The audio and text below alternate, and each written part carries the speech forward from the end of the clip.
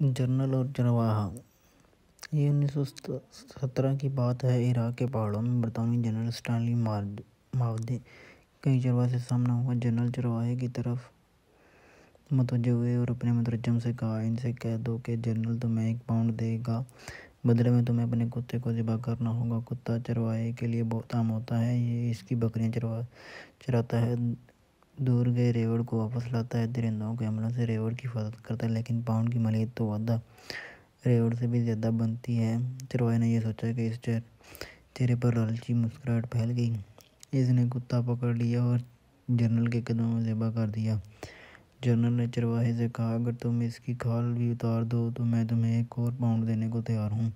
چرواہے نے خوشی خوشی کتے کی کھال بھی اتار دی۔ جنرل نے کہا، میں مزید 1 اور پاؤنڈ دینے کے لیے تیار ہوں اگر تم اس کی بوٹیاں بھی بنا دو۔ چرواہے نے فوری یہ آفر بھی قبول کر لی۔ جنرل چرواہے کو 3 پاؤنڈ دے کر چلتا بنا۔ جنرل چند قدم آگے گئے تھے کہ اسے پیچھے سے چرواہے کی آواز سنائی دی۔ وہ پیچھے پیچھے آ رہا تھا اور کہہ رہا تھا، جنرل اگر میں کتے کا گوشت کھا لوں آپ مجھے 1 اور پاؤنڈ دیں گے؟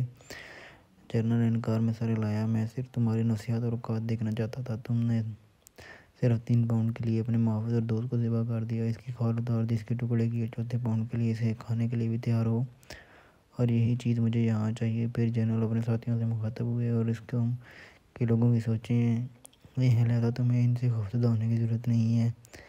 آج یہی حال مسلم ملکوں اور معاشروں کا ہے، اپنی چھوٹی سی مصلحت اور ضرورت کے لیے اپنی سب سے قیمتی اور اہم چیز کا سودا کر دیتے ہیں، اور یہ وہ ہتھیار ہے جسے ہر استعمار، ہر قابض، ہر شاطر دشمن ہمارے خلاف استعمال کرتا رہا۔ اس کے ذریعے ہی اس نے حکومت کی ہے، اور اس کے ذریعے آج ہمارے درمیان، ہمارے ملکوں میں کتنے ہی ایسے چرواہے ہیں جو نہ صرف کتے کا گوشت کھانے کے لیے تیار ہیں بلکہ اپنے ہی ہم وطنوں بھائیوں کا گوشت کھا رہے ہیں اور چند ٹکوں کے عوض اپنا وطن بیچ رہے ہیں۔